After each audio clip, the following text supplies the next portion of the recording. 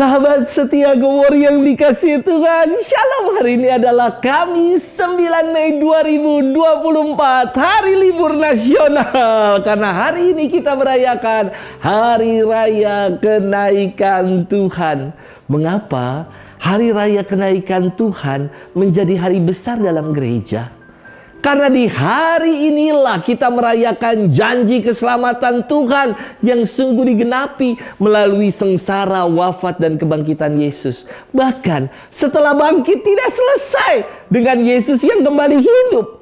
Namun Yesus menampakkan diri kepada para muridnya selama 40 hari agar para murid menjadi percaya dan tidak ragu.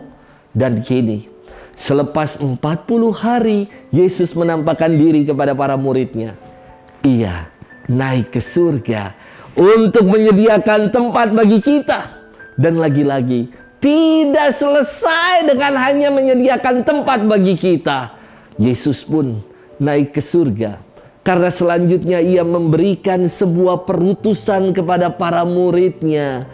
Dan perutusan itu dikatakan bahwa mereka akan disertai hingga akhir zaman. Mungkin hari ini kita akan mendengarkan satu nyanyian mazmur yang kita hafal dan kita ingat. Allah telah naik diiringi sorak-sorai, Tuhan mengangkasa diiringi bunyi sangkakala. Selamat Hari Raya Kenaikan Tuhan. Hari ini kita akan bersama-sama merenungkan firman Tuhan yang diambil dari Injil Matius 28 ayat 16 sampai dengan 20. Mari kita siapkan hati kita. Haleluya, haleluya, haleluya, haleluya. Pergilah dan ajarlah semua bangsa firman Tuhan. Aku menyertai kamu senantiasa sampai akhir zaman. Haleluya, haleluya, haleluya, haleluya. Tuhan bersamamu dan bersama rohmu. Inilah Injil suci menurut Matius. Dimuliakanlah Tuhan. Pada suatu hari Yesus yang bangkit dari antara orang mati menampakkan diri kepada ke-11 murid dan berkata kepada mereka, "Pergilah ke seluruh dunia, beritakanlah Injil kepada segala makhluk.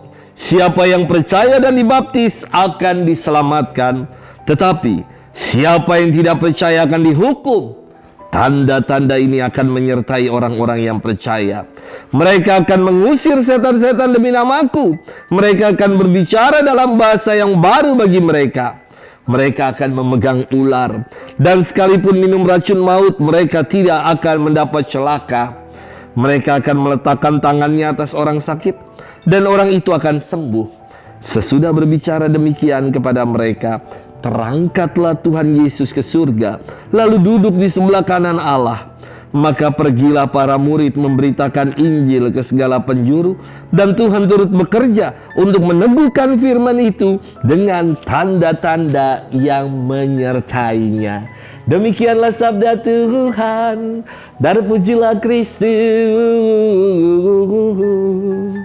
Sahabat setia Gowor yang dikasihi Tuhan, Shalom. Ujung bumi kira-kira ada di mana ya? Kalau ujung aspal kita tahu ya, dari lagu Iwan Fals yang mengatakan ada di Pondok Gede. Nama dusunku ujung aspal Pondok Gede.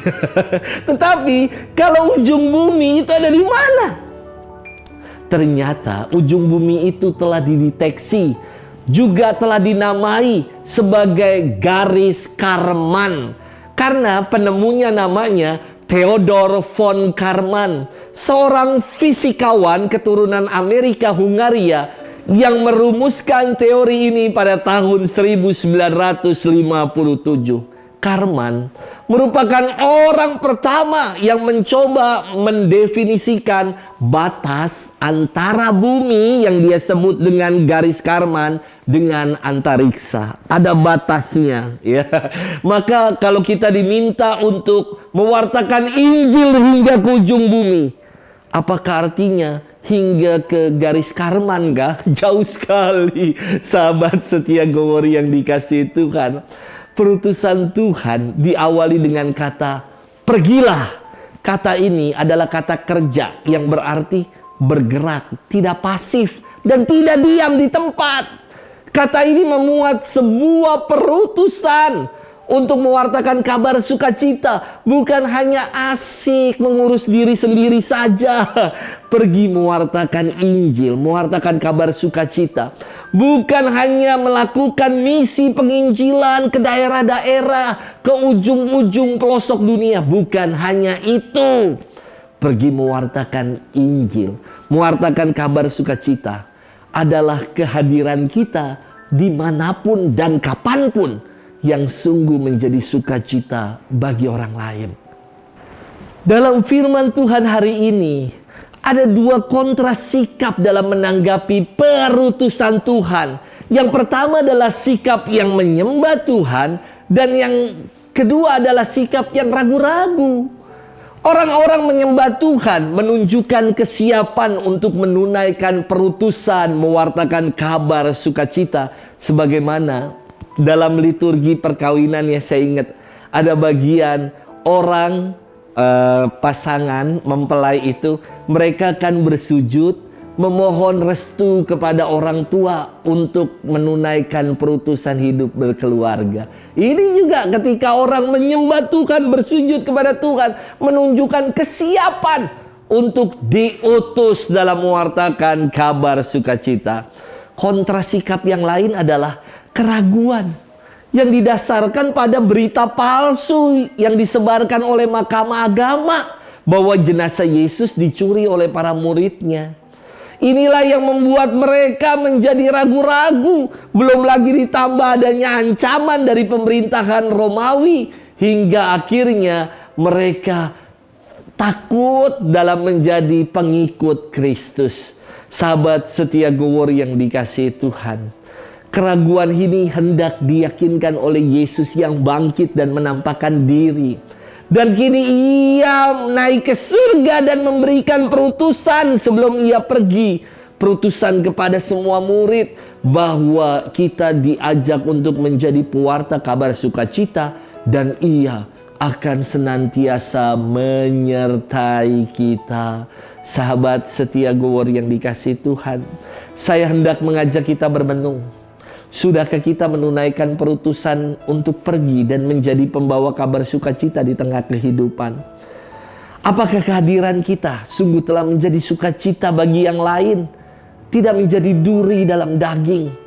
Melalui peristiwa Yesus yang naik ke surga hari ini, kita diyakini, diutus dan disertai.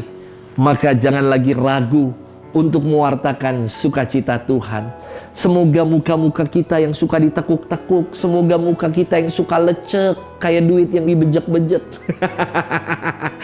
kini muka kita dihiasi dengan satu lengkung di bibir kita, yakni senyum yang tulus yang ingin kita wartakan sebagai pembawa kabar sukacita dimanapun kita berada. Selamat bermenung. Dan Tuhan memberkati kita selalu. Dalam nama Bapa dan Putra dan Roh Kudus. Amin.